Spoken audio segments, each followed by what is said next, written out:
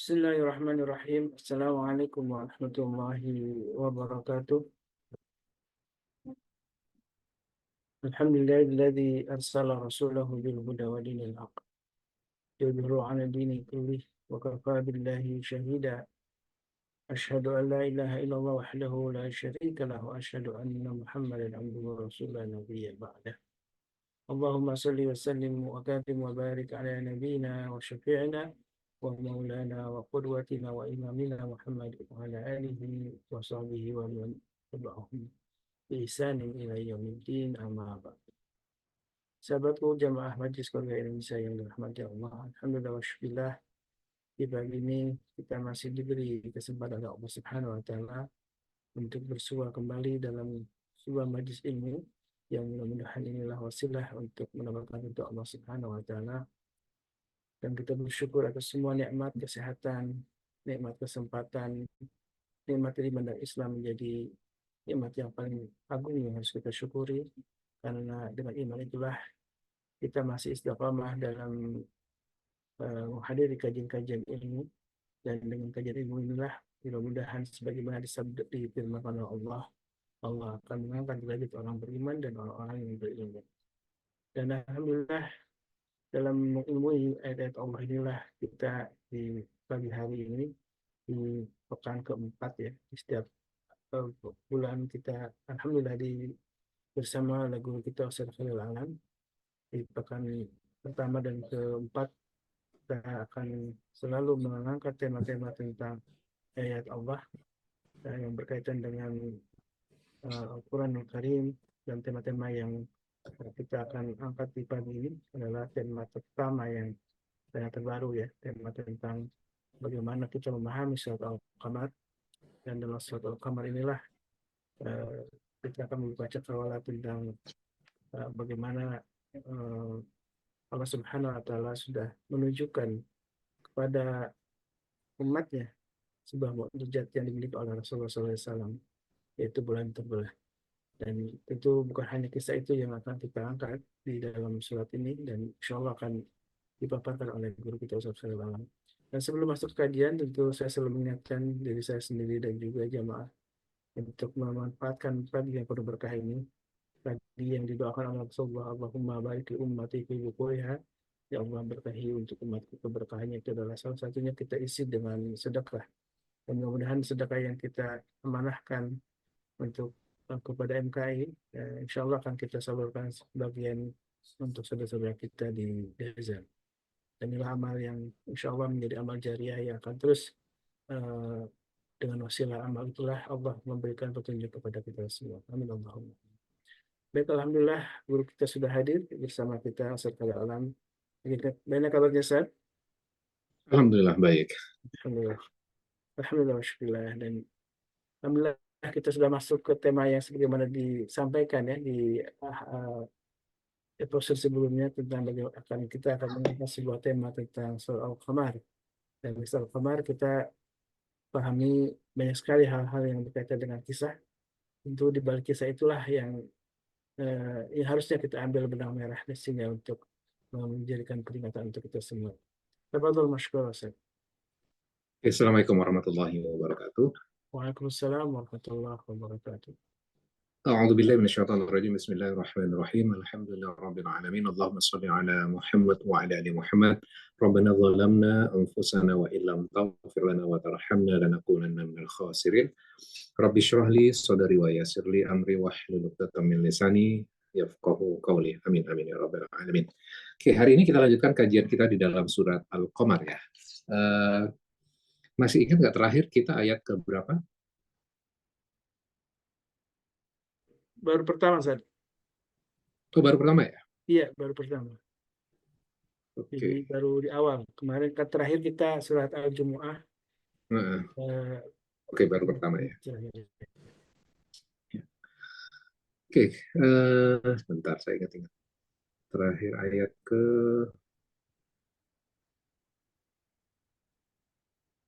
Baru ayat pertama, Ustaz. Oke.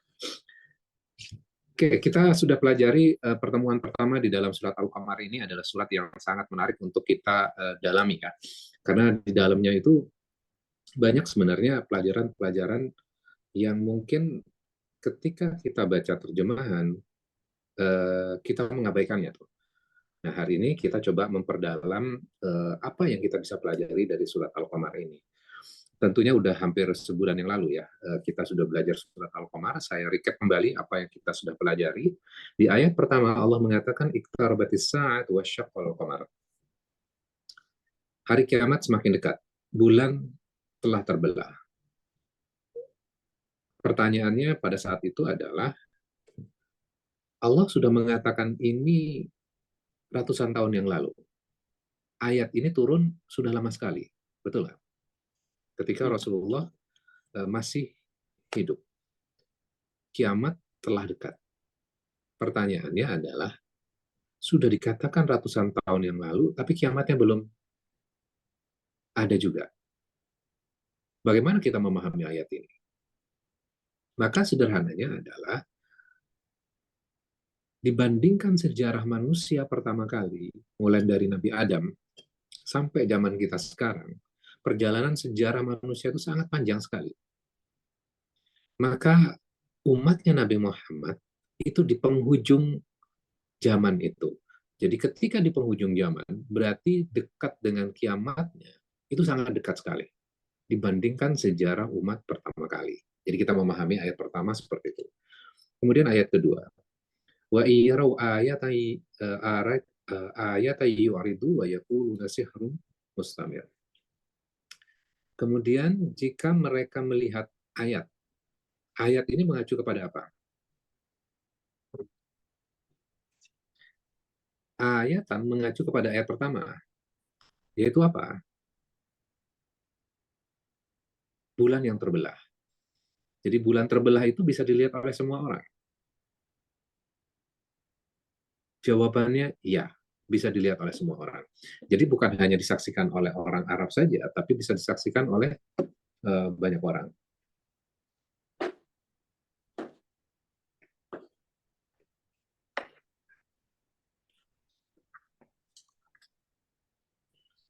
Oke, terus ayat ke 3 sekarang. Wa kadzabu wa tamau ahwa'ahum wa kullu amrim mustaqir. Dan mereka mendustakan Muhammad dan mengikuti hawa nafsunya. Coba perhatikan baik-baik. Di dalam ayat ketiga itu, tiba-tiba muncul mereka mengikuti hawa nafsunya. Bagian yang mana yang menjelaskan tentang hawa nafsu kira-kira?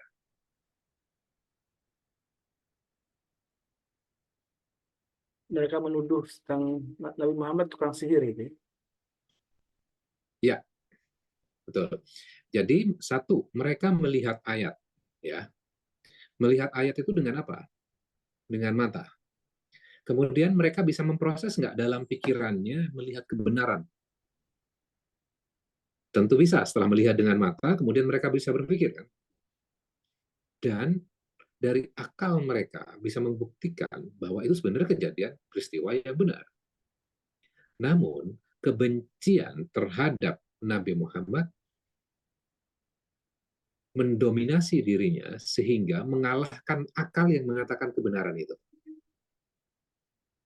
Ya, bisa difahami ya ayat ini. Jadi kenapa kok ahwa ahum muncul di sini? Karena hawa nafsu itu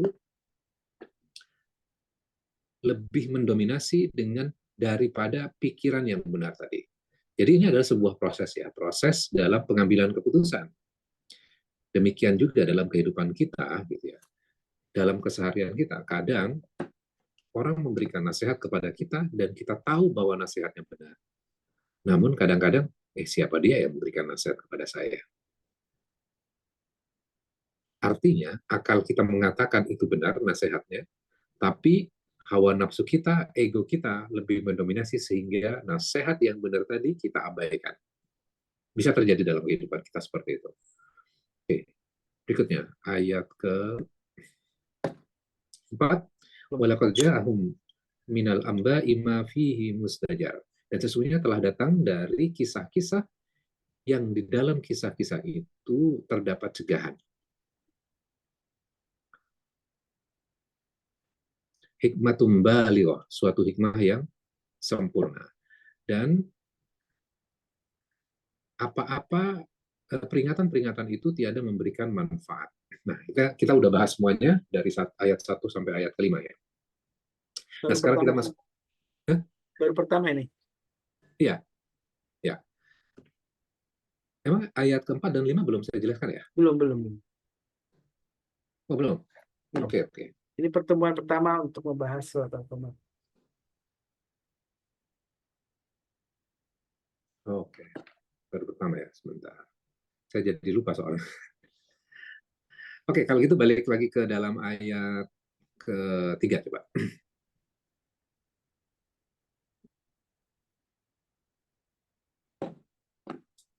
Oke. Wa kadzabu wattaba'u ahwa'ahum wa kulla amrin mustaqir. Dan mereka mendustakan Muhammad dan mengikuti keinginannya padahal setiap urusan telah ada ketetapannya.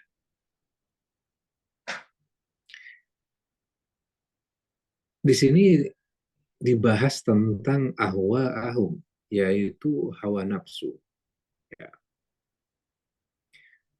Kemudian ayat sebelumnya menceritakan tentang orang yang bisa melihat ayat. Berarti keimanan itu, keyakinan itu bisa diperoleh dengan apa sebenarnya? Melihat ayat yang ada dalam kehidupan kita, kemudian kita berpikir dengan ayat itu, sehingga kita bisa menemukan kebenaran. Ketika akal itu sudah menemukan kebenaran, maka harusnya mengontrol sesuatu yang ada di dalam hati kita, atau hawa nafsu kita itu. Itu adalah prosesnya. Sehingga hawa nafsu tunduk pada akal yang menerima kebenaran. Akal menerima kebenaran dari apa? Melihat ayat. Di dalam konteks surat Al-Qamar ini, bulan terbelah. Betul nggak? Bulan terbelah. Nah, yang menarik adalah bulan terbelah itu peristiwa apa sih sebenarnya? Dan banyak literaturnya, kalau kita baca dalam tafsirnya, bulan terbelah itu mengacu kepada peristiwa gerhana bulan yang terbelah. Jadi orang bisa menyaksikan. Maka orang-orang Quraisy mengatakan bahwa kalau Muhammad bisa nyihir kita, pasti Muhammad nggak bisa nyihir orang lain yang berada di luar Mekah. Nanti kita tanya saja kepada pedagang, saudagar, yang sedang berdagang di luar kota Mekah. Kemudian akhirnya beberapa saudagar hadir, datang ke kota Mekah, kemudian ditanya tentang peristiwa bulan terbelah ini. Apakah kamu menyaksikan bulan yang terbelah itu? Ternyata jawabannya mengejutkan mereka. Jawabannya apa? Mereka menyaksikan bulan terbelah itu. Karena bulan terbelah itu, atau gerhana, kalau di Mekah gerhana, kira-kira di bagian negara yang lain akan melihat yang sama nggak?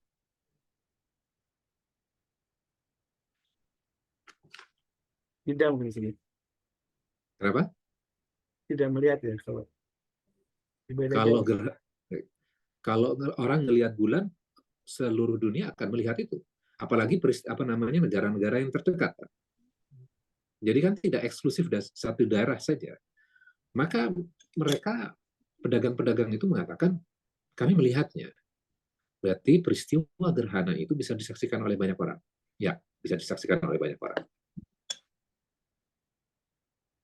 Ya. Oke. Sehingga orang yang melihat ayat itu bisa melihat kebenarannya. Nah, sekarang gini. Apa pelajarannya buat kehidupan kita sekarang? Ahwa ahum. Kemudian mereka melihat ayat. Terjadi dalam kehidupan kita. Orang yang tahu kebenaran, kemudian hawa nafsunya mendominasi dirinya.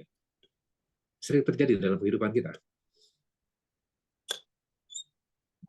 Iya. Contohnya misalnya ada film yang populer belakangan ini kan, Ipar Adalah Maut. Ada yang nonton?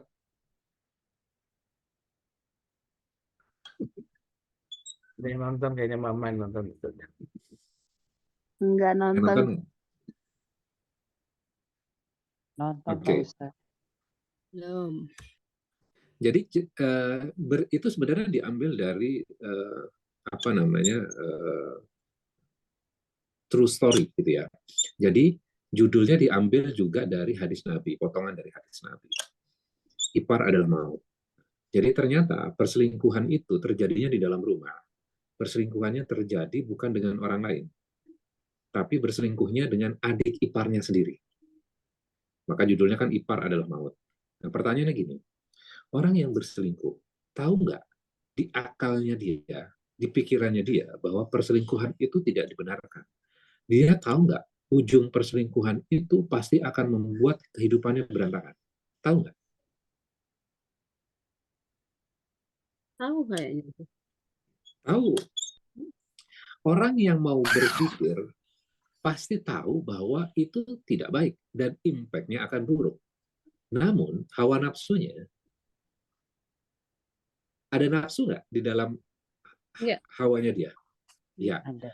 Artinya orang yang berselingkuh itu hawa nafsunya mendominasi dirinya sehingga akalnya tunduk pada hawa nafsunya.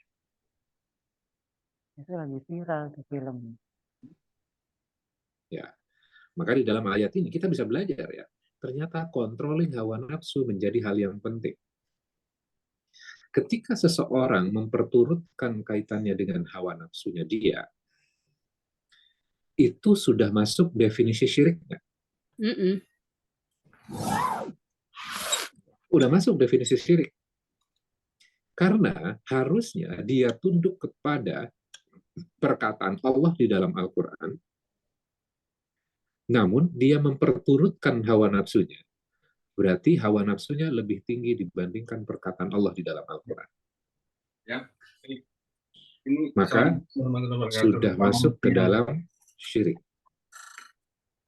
Berarti hal ini bukan hal yang ringan di dalam surat Al-Qamar ini ya. Bukan hal yang ringan. Jadi ternyata menjadi pelajaran yang penting buat kita. Musuh terbesar, kata Rasulullah itu setelah menunaikan perang yang sangat dahsyat bersama para sahabat, kita akan menghadapi musuh yang besar, perang yang besar. Perang yang besar itu apa? Melawan hawa nafsu. Jadi bisa jadi kita menjadikan hawa nafsu kita menjadi ilah selain Allah.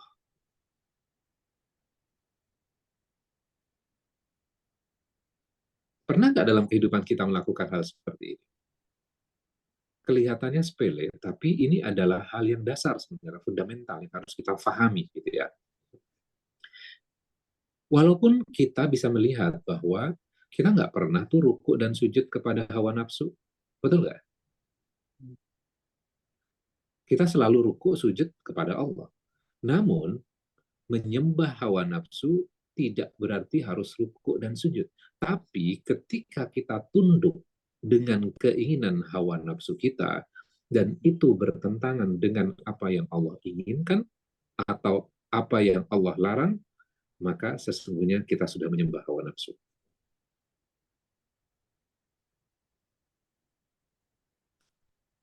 Sampai di sini, ada pertanyaan?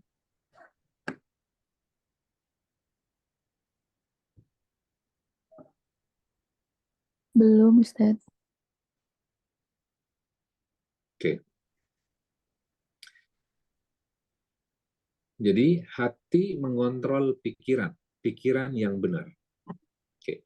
Terus bagian yang ketiga sekarang, ayat ketiga Mas ya. Wa kullu amrin mustaqir. Dan mereka mendustakan dan mengikuti hawa nafsunya, dan setiap urusan itu ada ketentuannya. Mereka bisa menolak Nabi, mereka bisa menghina Nabi, bahkan membahayakan jiwa Nabi. Bisa terjadi? Bisa. Kejadian itu diizinkan terjadi oleh Allah? Iya. Ya, oke. Berarti Allah punya planning besar dan diizinkan peristiwa terjadi itu. Fir'aun misalnya, membunuh anak kecil, diizinkan terjadi. Iya. Ya. Jadi Allah punya planning besar di dalam dunia ini dan tidak akan keluar dari koridor itu. Ketika para sahabat menghadapi kesulitan, Nabi pun menghadapi kesulitan, Allah punya planning besar nggak untuk menurunkan ayat per ayatnya? Ayat per ayat Al-Quran maksud saya.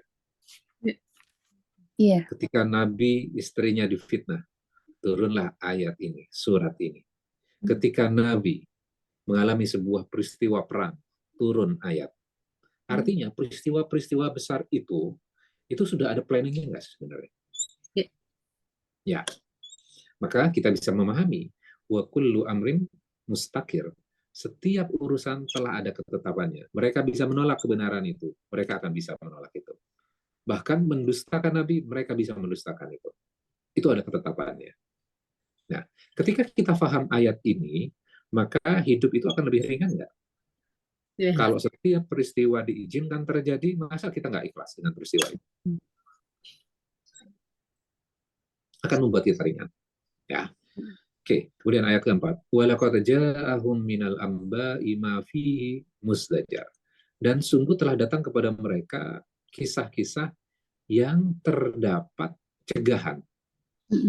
Ambai itu apa sih sebenarnya?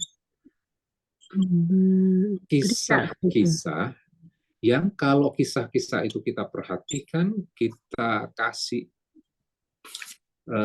effort kita untuk mempelajarinya, maka kisah-kisah itu akan memberikan cegahan untuk kita apa? Untuk tidak melakukan keburukan. Ya. Kalau kita perhatikan ayat 1, ayat kedua, bulan terbelah. Bulan terbelah itu mengacu kepada apa? Ayat itu mengacu kepada apa? Ayat itu mengacu kepada bulan yang terbelah. Berarti ayat itu adalah ayat alam semesta yang kita bisa saksikan. Betul? Mujizat. Tanda-tanda mukjizat. Ya, betul. Ayat keempat, ambai, kisah-kisah, itu akan menjadi ayat. Jadi transisinya seperti itu tuh. Jadi ayat alam semesta menjadi ayat kisah-kisah. Sejarah itu juga ayat loh. Yang kalau memperhatikan kisah-kisah itu, nanti beberapa ayat kemudian akan diceritakan kisah Nabi Nuh, kaum Lut, kaum Ad, kaum Tsamud, kaumnya Fir'aun. Kalau memperhatikan kisah itu, akan mencegah kamu dari perbuatan buruk dan kekafiran. Hikmatum balighoh. Apa hikmatum balighoh itu? Hikmah yang sempurna. Fama tu'min nudur. Maka peringatan-peringatan itu tiada berguna bagi mereka. Nah, kita belajar satu-satu. Hikmah. Hikmatum balighoh. Apa itu hikmah? Hikmah itu sesuatu yang terikat satu dengan yang lainnya. Kemudian balighoh, sesuatu yang mudah untuk dipelajari. Ini kalau kita belajar balaghah, ini asal katanya dari situ tuh. Balaghah. Artinya bahwa ilmu yang menjelaskan konsep yang kompleks kemudian dijelaskan dengan sederhana dan mudah difahami. Itu balaghah. Nah, kemudian kenapa kok muncul tiba-tiba hikmatum balaghah? Kisah-kisah itu adalah hikmatum balaghah. Saya jelaskan gini. Kalau orang pada zaman dahulu, ya, orang pada zaman dahulu, setelah kitab diturunkan, jauh dari periode kitab itu, biasanya penyimpangannya luar biasa. Sangat jauh dari ajaran agamanya. Kemudian orang itu mengembangkan konsep. Konsepnya apa?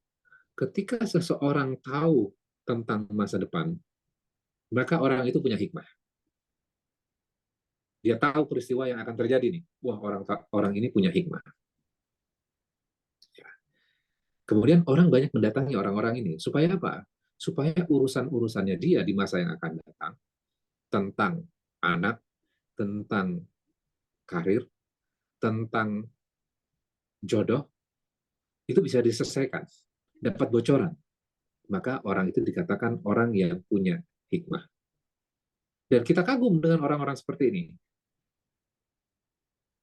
Dan itu terjadi pada zaman dahulu kala, dan ternyata juga bisa terjadi pada zaman kita sekarang.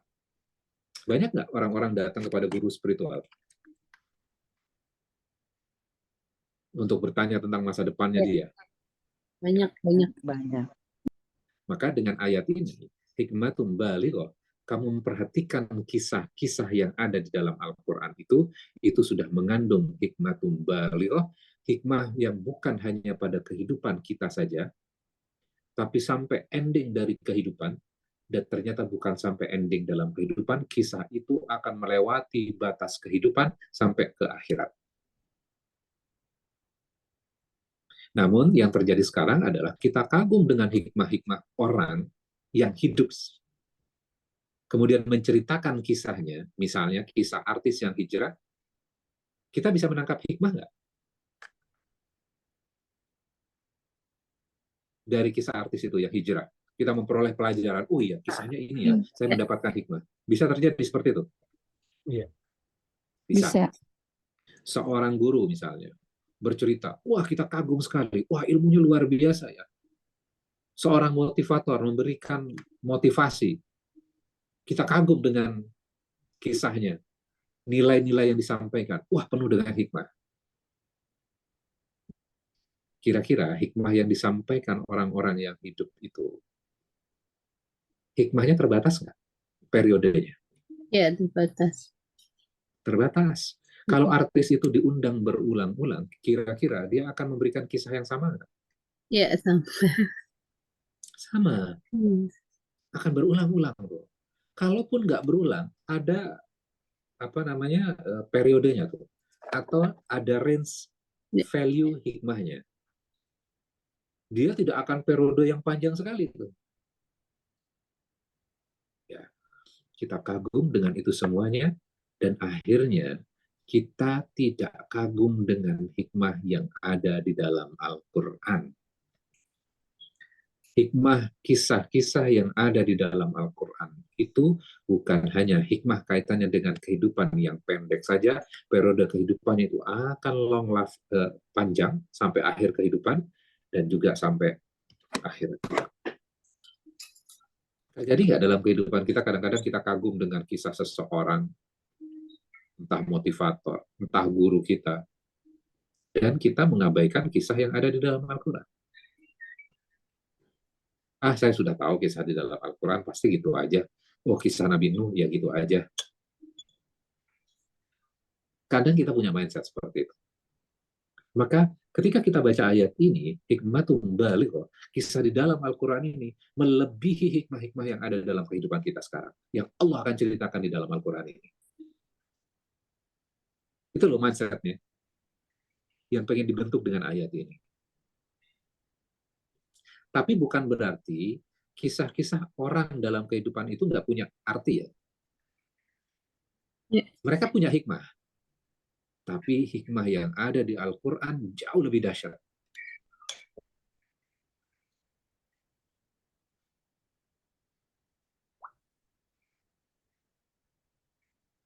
Oke. Nah, sekarang hikmahnya buat kehidupan kita apa? Orang-orang yang punya hikmah bisa tahu tentang masa depan ini, akhirnya sekarang banyak didatangin oleh orang-orang nggak? Orang ya namanya macam-macam. Ada yang namanya guru spiritual, terus pengen dibantu, saya pengen jadi caleg supaya sukses gimana, terus dibacakan apakah sukses atau tidak. Oh, saya pengen karir saya bagus. Terjadi? Terjadi. Dan meninggalkan Al-Quran? Iya, meninggalkan Al-Quran. Meninggalkan Al-Quran. Ketika datang kepada guru yang tepat, maka akan diarahkan ke dalam Al-Quran. Betul ya? Diarahkan kepada sunnah. Tapi gurunya kalau tidak tepat, maka yang terjadi adalah, kan ada artis yang datang kepada guru spiritual ini malah diajarin intensif berdua saja di dalam sebuah kamar. Ya. Melanggar sunnah nggak? Melanggar. Melanggar sunnah. Ya. Akhirnya melenceng jauh dari agama. Oke. Jadi, ketika kita membaca hikmatum balighah, maka semua bisa akses dengan Allah secara langsung. Nggak pakai perantara. Jadi Allah bisa langsung diakses oleh siapapun. Ya, bisa langsung diakses. Semua bisa langsung akses dengan Allah dan mengerti tentang Allah melalui apa? Ayat Quran. Al-Qur'annya. Hmm. Jadi berdialoglah langsung dengan Allah, dengan Al-Qur'annya, fahami Al-Qur'annya. Berdialoglah dengan Al-Qur'an itu. Namun terjadi pada zaman kita sekarang, kita balik lagi kepada era zaman sebelumnya. Pada zaman saya dulu kecil itu ada sampai namanya wali yang pakai jubah panjang, kemudian ikat rambut, badannya besar, kakinya itu sampai bernanah-nanah itu. Pada saat saya kecil. Terus orang datang, terus dikasih minum, air ini, amalannya ini, segala macam gitu ya.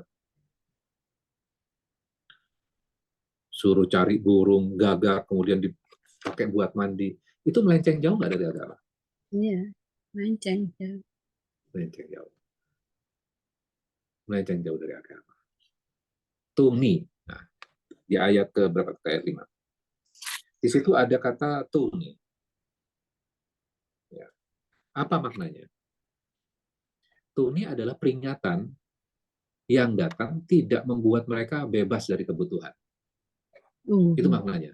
Tuni nudur. Tuni. Iya. Jadi peringatan yang datang tidak membuat mereka bebas dari kebutuhan. Harusnya mereka bebas dari kebutuhan.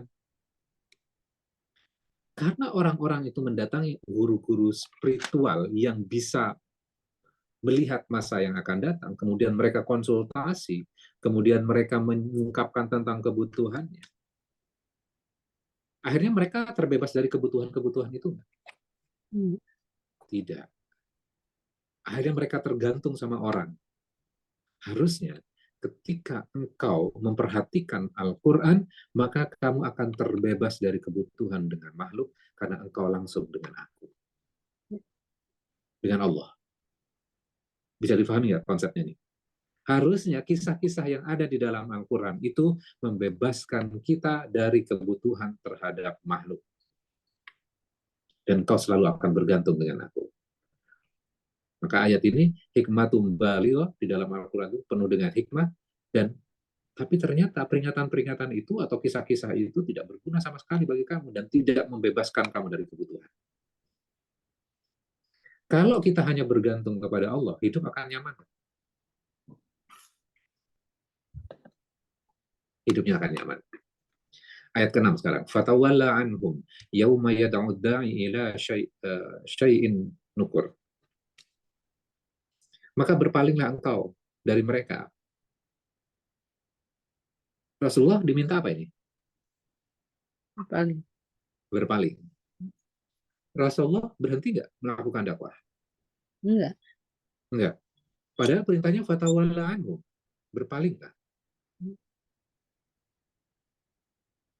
Gimana cara kita memahaminya? Pasti Allah, Rasulullah itu patuh dengan Allah. Fatawalla anhum. Maka berpalinglah dari mereka. Maksudnya apa? Fisiknya tidak berpaling, tapi ayat ini mengacu kepada hati. Hatimu berpaling dari mereka. Mereka bisa mengungkapkan kata-kata terhadap engkau.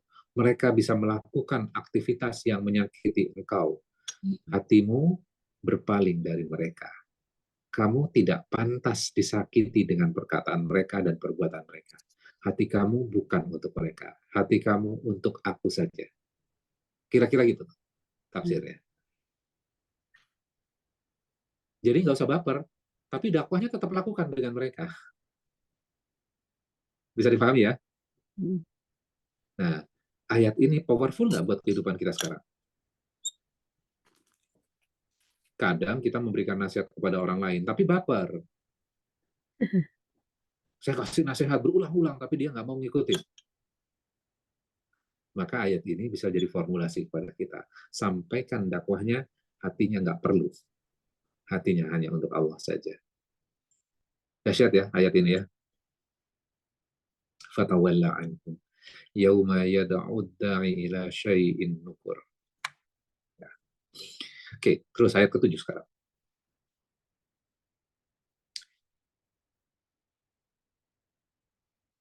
Ayat ke-7. Ada yang bisa bantu baca ayat ke-7?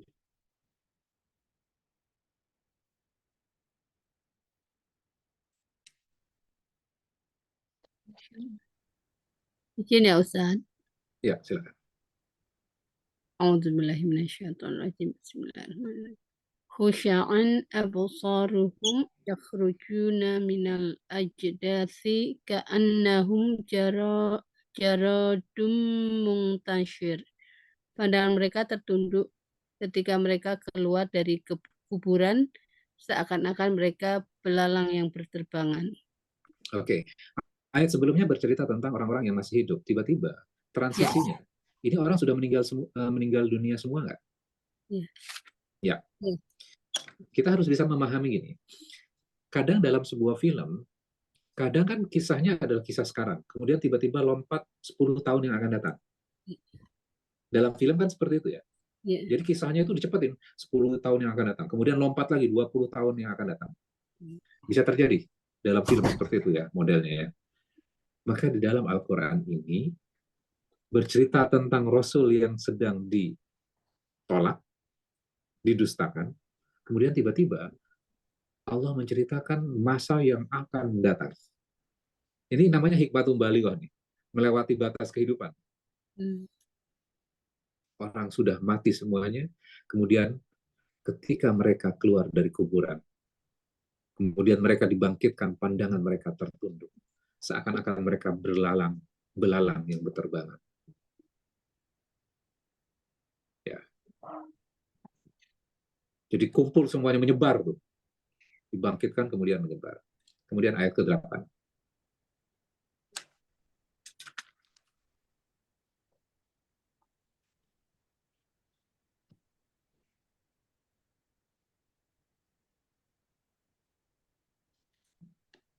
Dengan patuh mereka segera datang kepada penyeru itu, orang-orang kafir berkata, ini adalah hari yang sulit.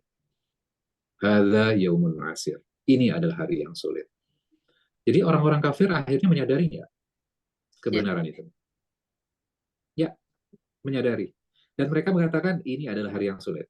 Perkataan ini sudah terjadi atau belum?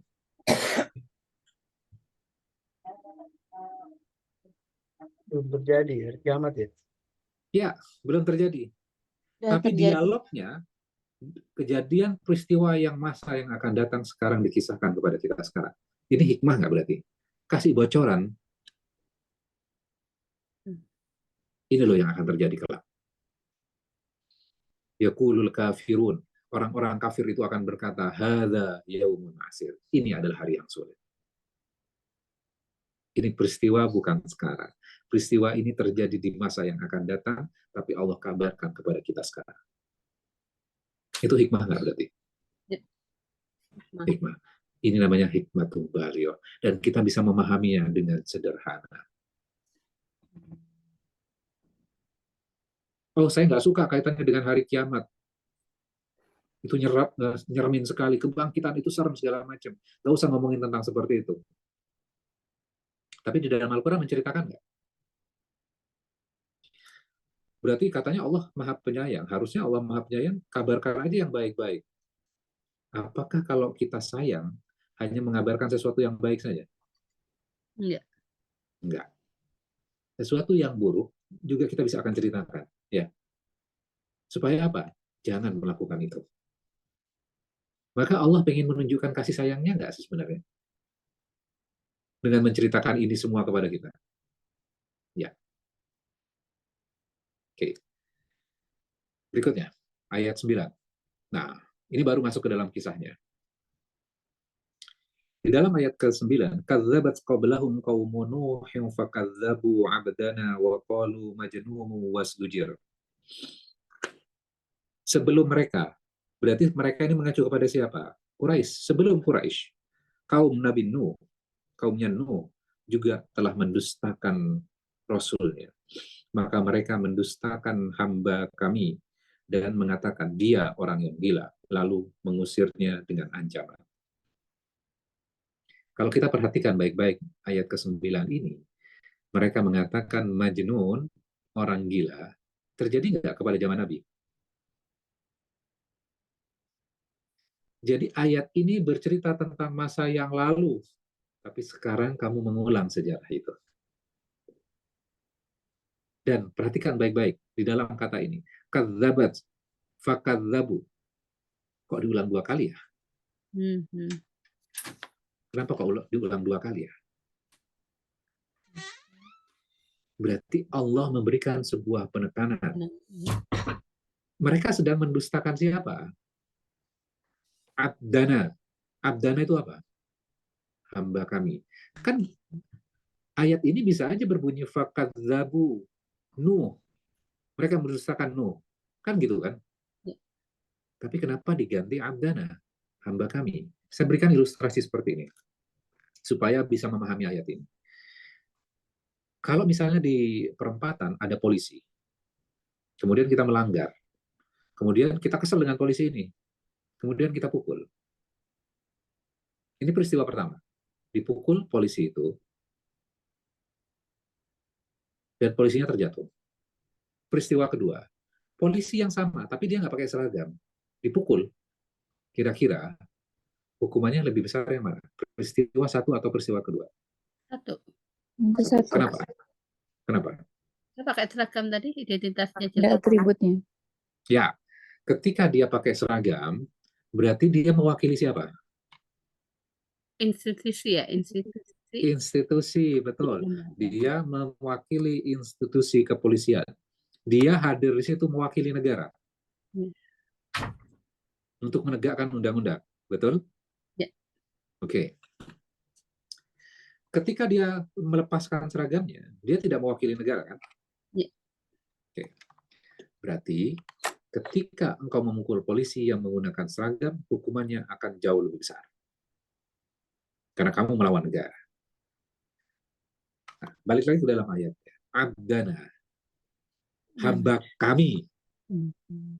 Nabi Nuh sedang menggunakan seragam kenabian untuk melakukan dakwah. Ya, ketika menentang Nabi Nuh, berarti menentang siapa? Allah. Menentang Allah. Maka pantas nggak Allah menggunakan 2 kali kadzabat, fakadzabu? Ya. Ya, engkau bukan mendustakan Nuh, tapi engkau mendustakan aku. Dahsyat ya ancamannya ini ya. Jadi bercerita tentang masa lalu langsung dimunculkan ayat yang sangat keras sekali ini. Kemudian menuduh Nabi Nuh orang gila, lalu mengancamnya. Terus ayat 10. Maka Nabi Nuh mengadu kepada Tuhannya. Fada'a, berdoa kepada Tuhannya, Rabbahu, kepada Tuhannya. Apa doanya? Anni maghlubun fantasir. Sesungguhnya aku telah dikalahkan, maka tolonglah. Minta pertolongan kepada siapa ini? Allah. Allah. Oke, sekarang kita lihat ayat 11. Nanti kita balik lagi dalam ayat ini. Lalu kami bukakan pintu-pintu langit dengan menurunkan air yang tercurah. Ayat 12. Dan kami jadikan bumi menyemburkan mata air, maka bertambah air itu. Bertemulah air itu. Jadi air dari langit, langitnya dibukakan, air turun dari atas. Dari bumi, menyemburkan mata air. Dan air itu bertemu. Sehingga air yang dari atas dan air dari bawah bertemu untuk menyelesaikan sebuah tugas. Menenggelamkan siapa? Umatnya Nabi Nuh keseluruhannya. Dan kami angkat Nuh ke atas kapal yang terbuat dari papan dan pasak. Ayat ke-15. Dan sungguh kapal itu telah kami jadikan sebagai ayatan. Menjadi ayat ya? Adakah orang yang mau mengambil pelajaran? Nah, pertanyaan gini. Tadi ada doa Nabi Nuh di situ. Ya. Ya Allah, tolonglah aku. Aku orang yang dikalahkan. Tolonglah aku. Ayat ini, doa ini, dahsyat nggak? Dahsyat. Allah kabulkan. Kabulkan. Yang menentang dihancurkan. Oke. Bisa nggak kita menggunakan doa ini ketika ada orang yang memusuhi kita? Bisa nggak kita menggunakan doa ini? Bisa tentu. Nah, itu doanya tadi ayat ke berapa? 11 ya. Ayat 10 tuh. 10 ya. Bisa nggak kita mendoakan Anni maghlubun fantasir? Ketika orang menentang dakwah kita, boleh nggak kita menggunakan doa ini? Boleh kayaknya.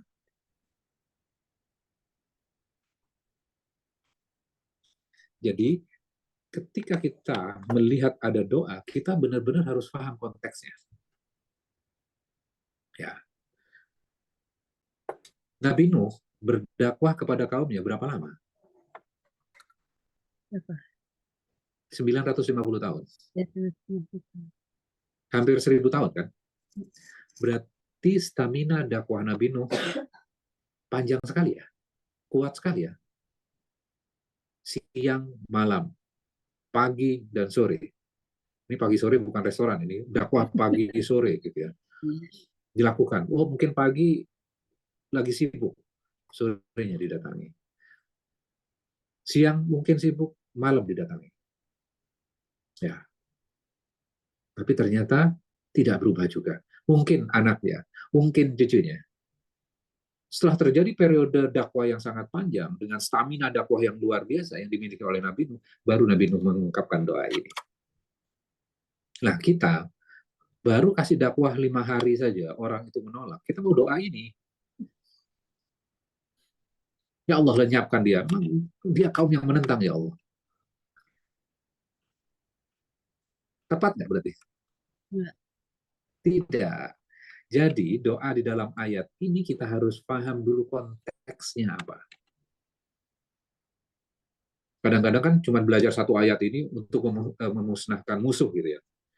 Kemudian diamalkan. Misleading nggak penggunaannya? Ya. Jadi kita harus paham betul sebenarnya doa itu ada di mana, konteksnya apa, kisahnya apa. Supaya tahu konteks, maka lihat ayat setelahnya atau ayat sebelumnya. Ya, oke. Ayat ke-15 sekarang. Ada nggak orang yang mau mengambil pelajaran? Ini ayat. Terus ayat ke-16. Fakaifa kana azabi wa nudur. Maka betapa dahsyatnya azabku dan peringatanku. Walaqad yassarna al-Qur'ana lidzikri fahal min muddakir. Dan sungguh kami telah memudahkan Al-Qur'an untuk peringatan, maka adakah orang-orang yang mau mengambil pelajaran? Loh, Allah mudahkan Al-Quran. Quran yang mana yang sudah dimudahkan? Padahal peristiwa sebelumnya Allah hancurkan satu ayat sebelumnya, fakaifa kana azabi wa nuzur. Betapa dahsyatnya ancaman dan peringatanku. Dahsyatnya azabku. Kemudian Allah berbicara, walaqad yassarnal Qur'ana lidzikri. Sesungguhnya tidak ada keraguan. Kami mudahkan Al-Quran. Bagian yang mana yang Allah mudahkan? Bagian mana yang Allah mudahkan? Kisah itu kisah yang panjang kan sebenarnya, betul nggak? Kisah Nabi Nuh itu kisah yang panjang. Betul nggak? Perjalanan kisah Nabi Nuh itu kisah yang panjang. Nah, ini analoginya ya. Ketika misalnya katakanlah Nabi Nuh berdakwah 950 tahun. Kalau ditulis dalam sebuah buku, itu akan jadi berapa jilid?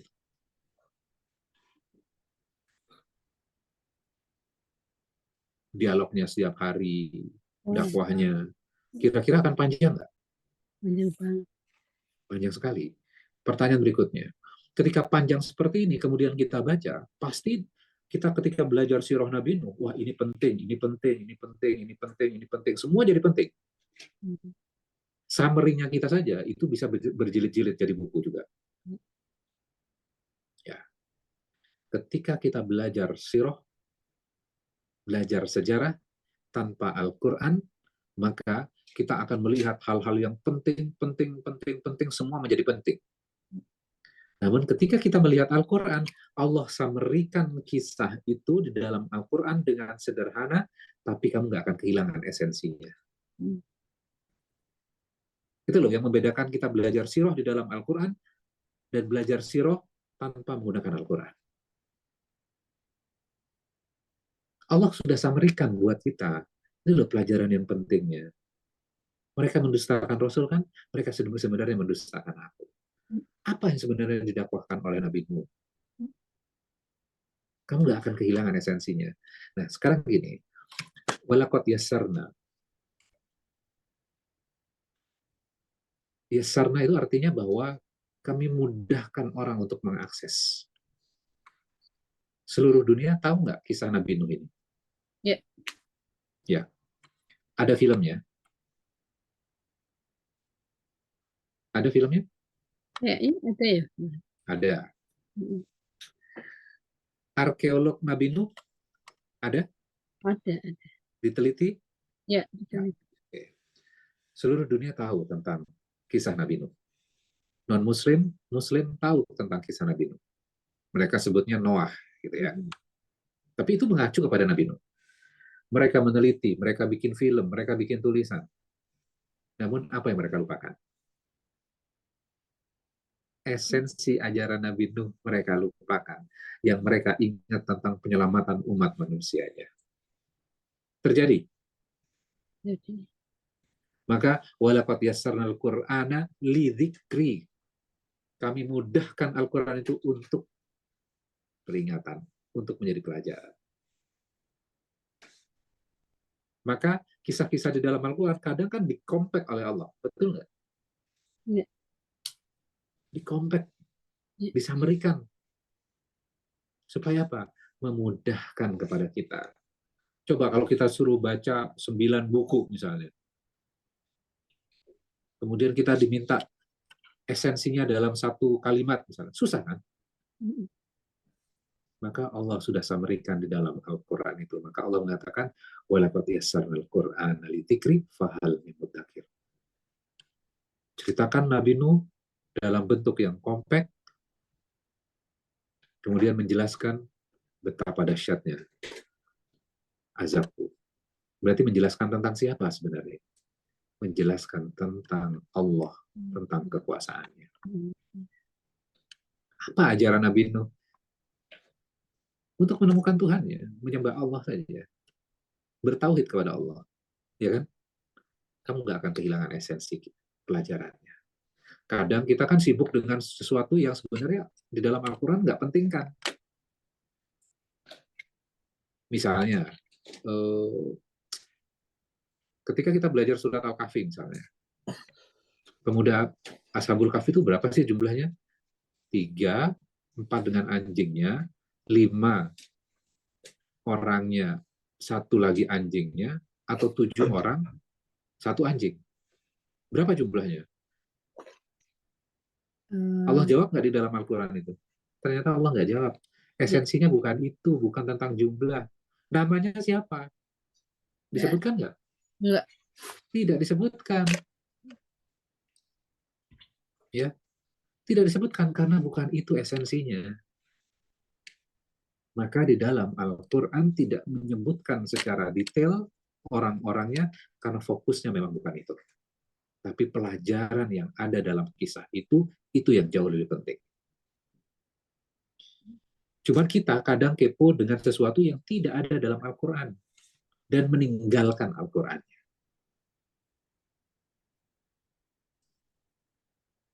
Jadi kadang-kadang kita mencari sesuatu yang nggak disebutkan di dalam Al-Quran.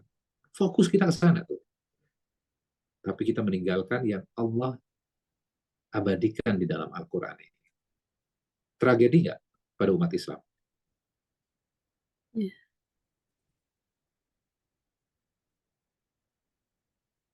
Ya. Kayak misalnya Khidir. Wah, sibuk mencari Khidirnya. Tapi pelajaran tentang Khidirnya dilupakan.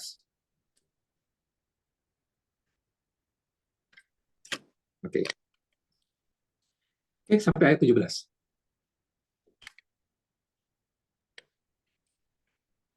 Baik, Ada alhamdulillah. pertanyaan? Silakan.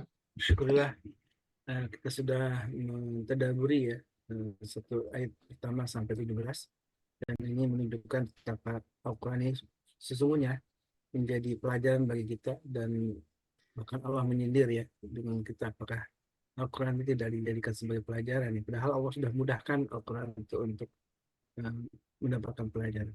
Silakan jamaah yang ingin bertanya tentang surat Al-Qamar dari ayat 1 sampai 17.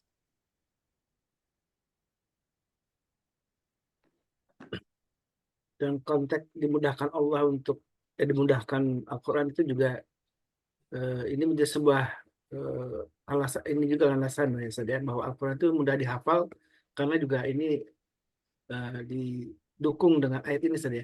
Nah, Ya, mudah dihafal, mudah diingat, mudah dipelajari. Ya, mudah dipelajari. Cuman kadang-kadang kan kita belajar sirah itu kan pengennya yang itu, Mas Walis ya. Kita pergi ke toko buku, beli kisah 25 Nabi dan Rasul. Kemudian kita baca, wah, ya saya sudah tahu tentang kisah Nabi dan Rasul itu. Itu akan beda ketika kita baca Al-Quran. Ya, itu penting untuk kita baca sebagai sejarah recap-nya, tapi di dalam Al-Quran modelnya nggak seperti itu. Dan diceritakan dari kecil, bayi, dewasa, remaja, dewasa, kemudian berdakwah sampai akhirnya meninggal dunia. Kan kita pengennya sejarah yang seperti itu kan. Tapi Al-Quran nggak memilih. Allah nggak memilih model yang seperti itu. Ada dalam cuplikan kisahnya, ada di dalam surat Al-Baqarah, ada di dalam surat yang lain lagi. Kemudian Al-Qamar muncul lagi kisah Nabi Nuh. Padahal kisah Nabi Nuh udah berulang-ulang di surat-surat sebelumnya. Ketika Allah merecapnya dalam sebuah surat, bersanding dengan ayat-ayat sebelumnya, itu akan memberikan makna baru buat kita. Akan ada pelajaran baru buat kita. Jadi nggak bisa kita mengatakan, saya sudah tahu kisah Nabi. Berarti kamu tidak mengapresiasi hikmatun balighah yang ada di dalam Al-Quran. Allah gampang kan kok, nggak sulit. Jadi Mas Walis tadi mengatakan, walaqad yassarna Qur'ana lidzikri fahal min mudzakir, itu dimudahkan untuk menghafal, mempelajari, termasuk memaknai dan mentadaburinya. Pertanyaannya, di ujung penghayat itu ada pertanyaan. Fahal min mudzakir, ada nggak orang yang mau mengeluarkan effort untuk mempelajarinya? Jadi mudah itu buat orang yang mengeluarkan effort, usaha. Kalau orang nggak berusaha, ya nggak mudah. Kalau kita passion mengeluarkan waktu misalnya nih, mendengarkan, belajar, keluar usaha kan, maka Allah memudahkan. Tapi kalau ya nggak usah dipelajari deh, susah, mudah nggak? Enggak. Karena sebagaimana orang kafir Quraisy itu tadi didominasi dengan hawa nafsunya akhirnya. Karena hawa nafsunya yang kemudian menghalangi orang untuk mengambil pelajaran dari Al-Quran. Silakan Bunda Dina nih sudah resen. Baik, Assalamualaikum Ustaz. Waalaikumsalam warahmatullahi wabarakatuh. Tertarik sih Ustaz di Al-Qamar tadi kan disebutkan ada cerita tentang Nabi Nuh, gimana Nabi Nuh, terus ada juga tentang fenomena gerhana bulan juga gitu disebutkan di situ di ayat awal-awal tadi gitu. Nah, sebenarnya kan kalau kita flashback ke saat ini gitu kan sering terjadi fenomena alam gitu tentang apapun itu, entah itu bencana, entah itu gempa bumi, entah itu kejadian di Gaza gitu kan.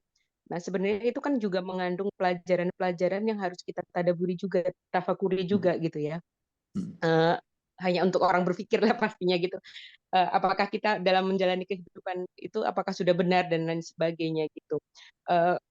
Menurut Ustadz gimana? Relate kah gitu dengan hal-hal yang fenomena alam itu sendiri gitu kan kadang sebagai sign dari Allah gitu untuk menegur kita gitu.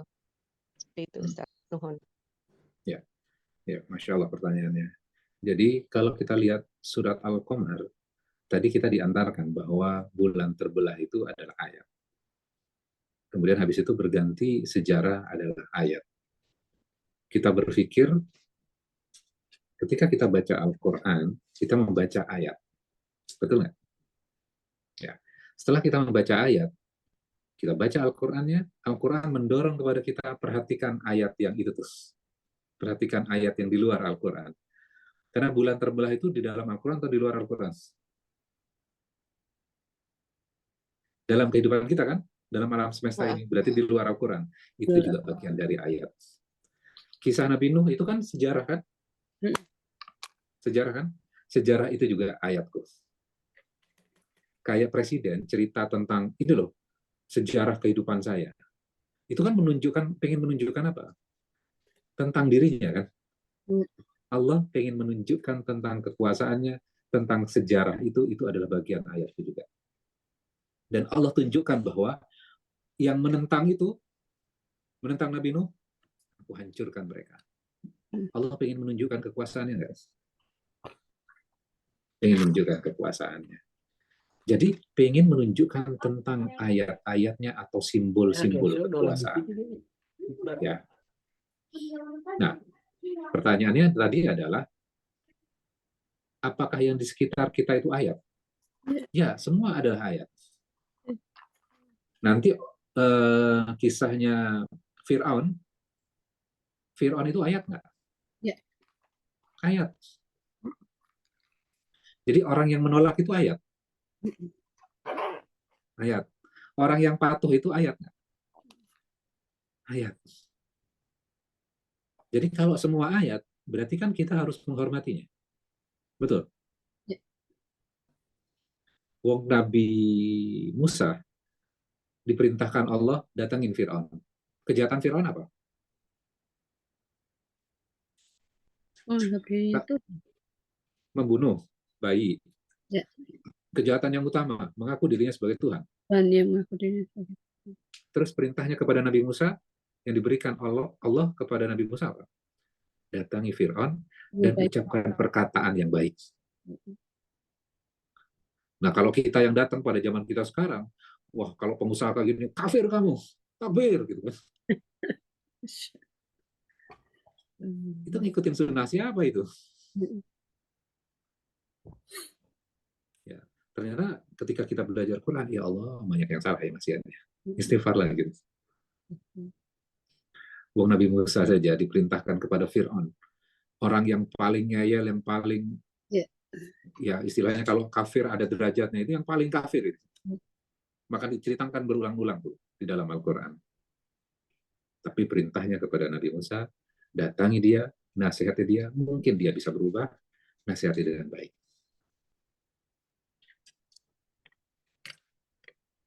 Nah ini orang baru nentang kita 3 bulan, mau doanya Nabi Nuh dipakai untuk melenyapkan. Ntar dulu gitu loh. Kita harus tahu konteksnya. Jadi perhatikan ayat-ayat itu. Jadi semua dalam kehidupan kita adalah ayat. Bencana juga ayat. Peristiwa yang di Palestina itu juga ayat. Apa yang kita bisa lakukan? Ya lakukan saja. Perjuangan kita itu kan. Dan Allah lihat semuanya. Peristiwa itu Allah izinkan terjadi. Itu sebagai bukti-bukti kekuasaannya Allah. Kadang yang salah itu menang, itu juga ditakdirkan terjadi, diizinkan terjadi.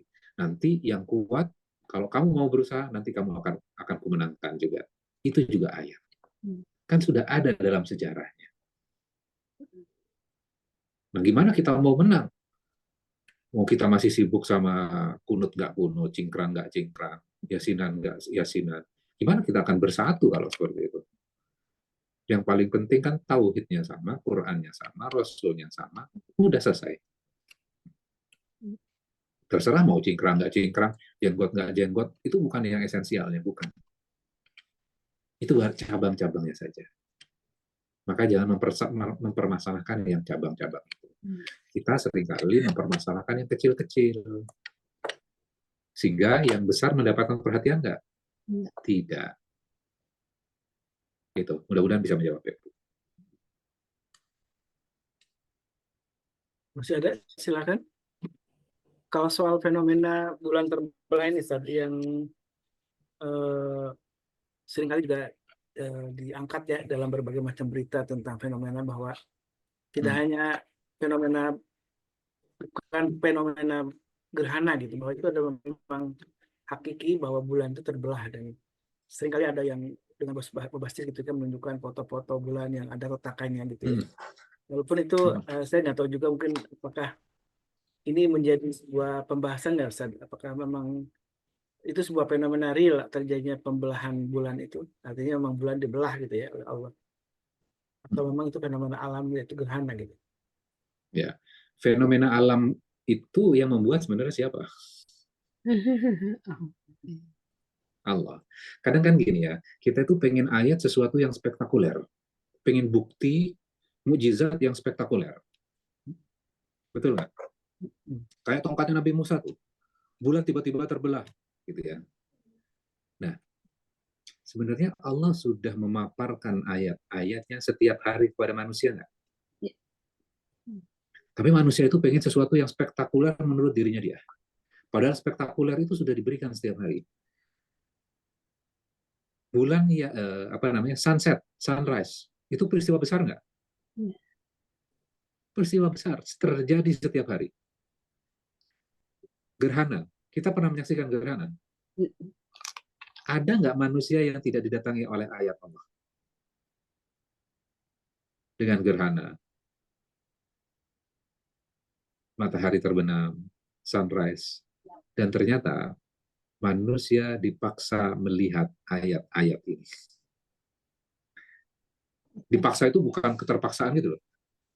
Bisa jadi dia dengan kerelaan melihat ayat. Orang nggak tidur semalaman karena pengen lihat sunrise. Berarti melihat ayat itu. Cuman yang membedakan adalah ketika orang melihat Quran, melihat ayat itu tidak berhenti dengan sesuatu yang dilihat. Tapi dia akan berpikir lebih dalam dibandingkan sesuatu yang bisa dilihat itu. Sampai akhirnya, ya Allah, Engkau memang luar biasa, ya Allah. Ya. Jadi berpikir ke arah sana tuh. Cuman manusia kadang nggak mau berpikir sampai ke sana. Maka di penghujungnya, fahal mim muddakir, ada nggak orang yang mau berpikir? Jadi bukan sesuatu yang sulit. Ya, engkau saksikan setiap hari. Bahwa tadi Mas Waris pertanyaannya, ini bulan yang sengaja Allah belah atau peristiwa, di pembahasan kitab tafsir itu panjang penjelasannya. Ada yang Rasul menunjuk bulan itu kemudian tiba-tiba terbelah. Itu ada dalam kitab tafsirnya. Ya. Rasul punya mukjizat? Ya. Tapi kalau kita lihat konteks ayat ini menjelaskan tentang ayatnya Allah kan. Berarti itu lebih mengacu kepada peristiwa gerhana. Ya.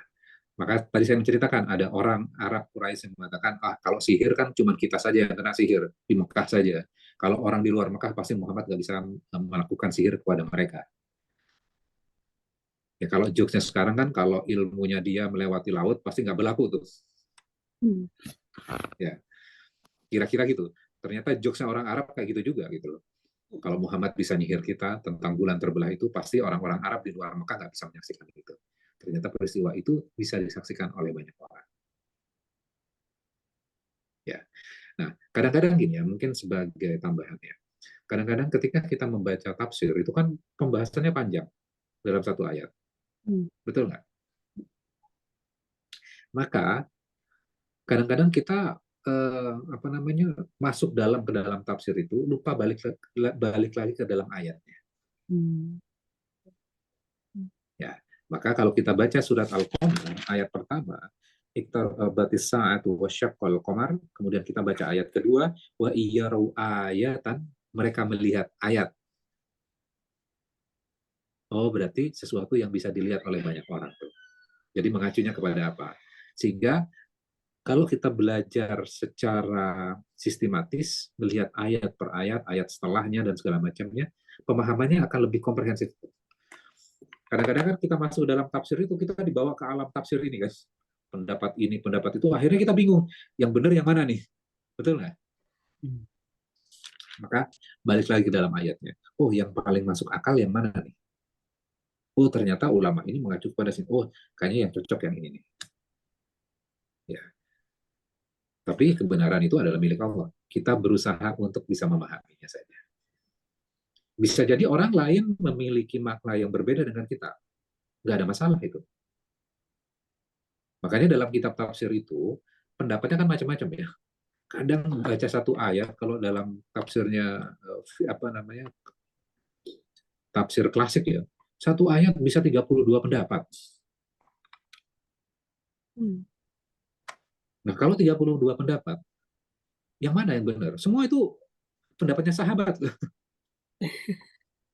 Ayo, mau mendukung sahabat yang mana? Ya udah di voting saja. Maka kita balik lagi ngelihat konteks ayat sebelumnya, ngelihat konteks ayat setelahnya. Mana yang lebih masuk akal? Karena balik lagi, walaqad yassarnal Qur'ana bidzikri fahal min mudzakir. Jadi Allah mudahkan Al-Qur'an itu sebenarnya. Jadi bukan sesuatu yang kompleks, hikmatun balighah. Apa namanya? Pelajaran yang penuh dengan hikmah yang mudah difahami. Balighah itu sesuatu yang mudah difahami. Konsepnya kompleks, tapi disampaikan dengan sederhana dan mudah difahami. Oke, cukup. Masya Allah, tabarakallah, jazakallah khairan Ustaz. Dan sebagai esensi tadi yang sudah disampaikan oleh Ustaz Khairil, tentu di ayat 17 itu Ustaz ya, bahal min mudzakir, apakah kita tidak mengambil pelajaran. Jadi soal perdebatan apakah bulan terbelah hakiki atau tidak itu menjadi tidak penting lagi ya. Dan yang penting adalah kita mengambil ayat itu menjadi sebuah pelajaran betapa kita sesungguhnya sudah dipaksa, kata Ustaz Khairil, untuk melihat fenomena alam atau ayat-ayat Allah, kebesaran Allah. Tapi seringkali kita lupa untuk mentadaburi.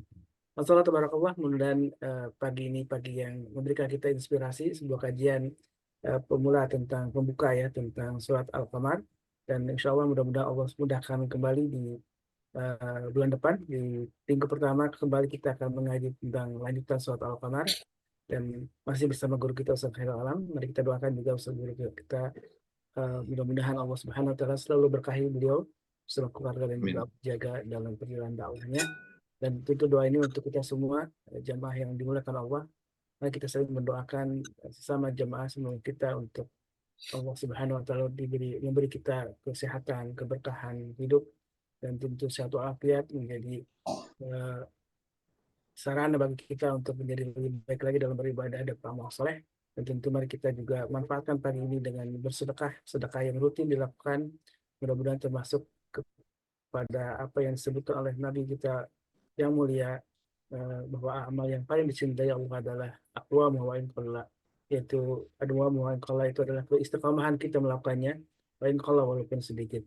Dan sedikit inilah yang menjadikan Allah ridho, Allah cinta dengan kita. Nah, apalagi yang kita harapkan kecuali kecintaan Allah Subhanahu wa taala, sehingga rahmatnya akan turun untuk kita semua. Baik jamaah yang berkah Allah, mari kita tutup majlis ini dengan doa kafaratul majlis. Subhanakallahumma wa bihamdika asyhadu an la ilaha illa anta Astaghfirullah wa atubu ilaik. Assalamualaikum warahmatullahi wabarakatuh. Waalaikumsalam warahmatullahi wabarakatuh. Allah